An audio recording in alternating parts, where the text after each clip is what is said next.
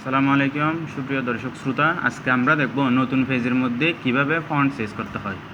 প্রথমে আমাদের এই যে কিবোর্ড দেখতেছেন না, কিবোর্ডের কন্ট্রোল অল্টার বি দিয়ে কিবোর্ড চেঞ্জ করতে হবে।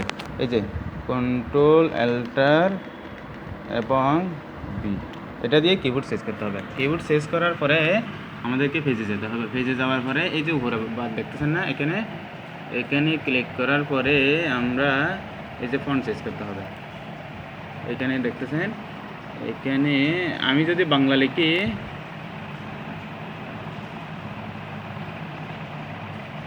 বাংলা লিখলে সুতোনিয়ম দিতে হবে। এই যে সুতোনিয়ম যে আমি দিলাম, দেওয়ার পর এখানে সুতোনিয়ম যে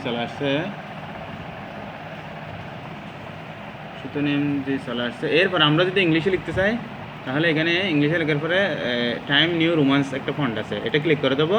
এটা ক্লিক করার ফলে এখানে লিখলে ইংলিশ হয়ে যাবে।